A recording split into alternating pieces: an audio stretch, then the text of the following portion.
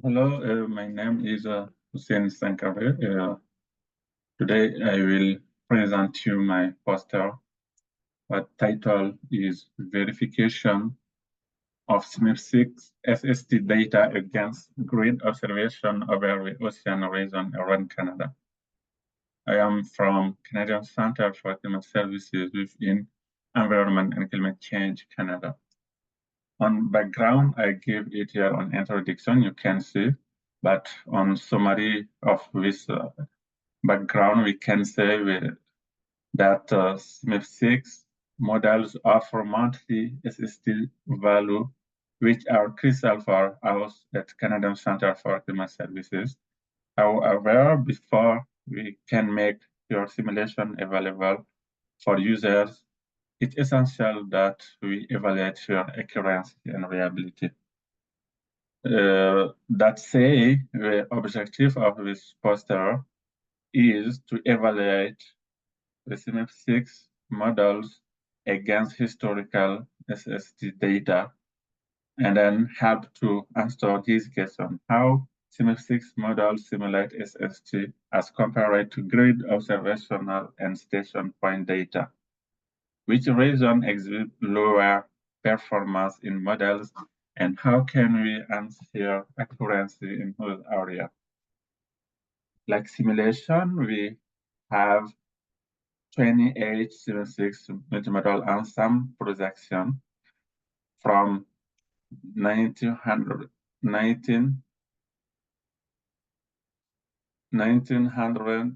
to 2100 that interpolated at 1 degree resolution grid. We use 3 grid historical data set at different resolution and 4 station data. All are regraded at CMIP6 resolution at 1 by 1 degree. This table gives us different grid data used in this study. And then also we have here a domain of the study with the 4 station from a DFO station, what we try to solve. And then our methodology or approach to validate with first, we conduct an analysis of the CMIP6 models to assess their biases compared to historical observational data. And then what we 3 observational data we studied here. Again, secondly, we assess the historical observational data themselves and the CMIP6 model against station observation. His evaluation allowed for a comprehensive assessment of the performance of each dataset and model relative to station observation. The second table here gives us the subregion what we use to make some analysis. We have a range of altitude and longitude for each subregion we use here. Like result, we have the result is divided by it in 2 parts. The first one is the comparison between CMIP6 models and the historical grid data. In here, we just give a bias on the map and a histogram of the bias for each region we saw in the table 2. And the second type of result is the time series comparing the time evolution of the gridded data set to station, and then comparing the gridded data set with models and with station data.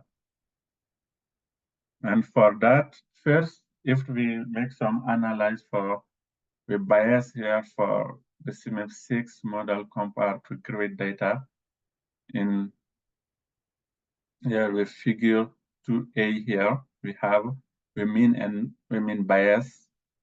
The first line is the means of each grid data set, and the second line are the bias.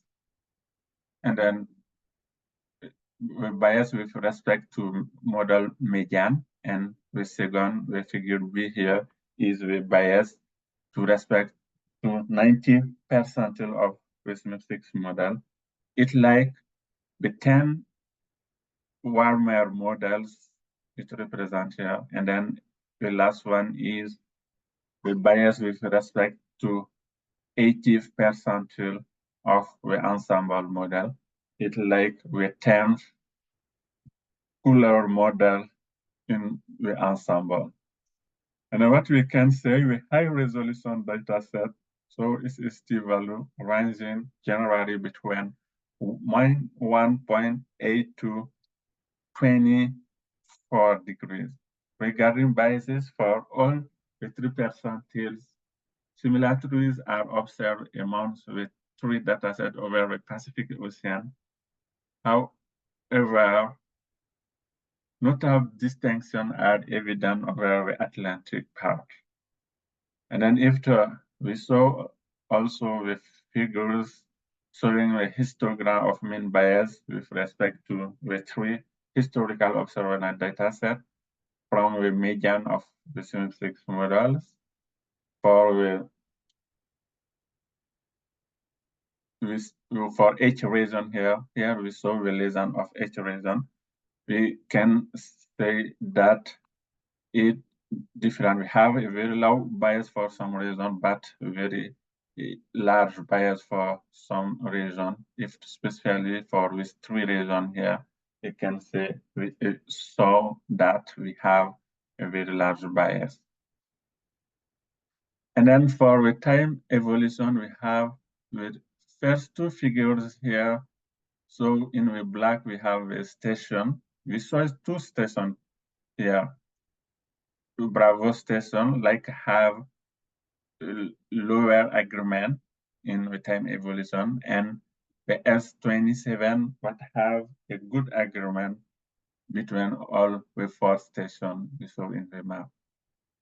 And then the figure A and B in the time series, we saw just the comparison between the observation and the grid observational data. And the second last one, C and D, we add the models, median and percentiles here. And then after that, we just saw in each station the bias here, the figure I comparing observation and grid observational data, and B, we add again the model. And then in summarize, we can say like that, there is also a strong bias between CMIP6 data and historical data in the Pacific Ocean part, and Canadian Arctic region, but notable bias in the Atlantic Ocean, reaching -6 degrees sometimes. The result demonstrates strong temporal agreement between historical observation data and station data, with higher resolution data showing better agreement. Additionally, biases in the subregion appear to be independent of the data resolution. In conclusions, you can say the analysis of subregion and individual station points reveal consistent low bias across all observational grid data sets. However, the higher resolution data, OCHA, perform particularly well at the station point level.